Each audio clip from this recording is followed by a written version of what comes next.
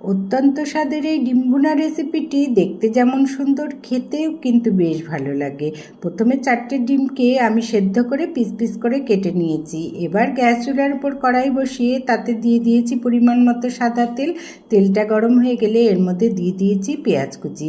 পেঁয়াজটাকে একটু লাল লাল করে ভেজে নিয়েই এর মধ্যে দিয়ে দেব 1 চামচ পরিমাণ মতো আদা রসুন বাটা। দিয়ে পেঁয়াজ রসুন আদাটাকে খুব ভালো করে মচমচে করে ভেজে নিয়ে এর মধ্যে দিয়ে দিলাম 1 চামচ জিরের গুঁড়ো, 1 চামচ লঙ্কার গুঁড়ো, হাফ চামচ হলুদের গুঁড়ো, স্বাদ মতো লবণ, একটু জল দিয়ে খুব ভালো করে কষে নিতে হবে।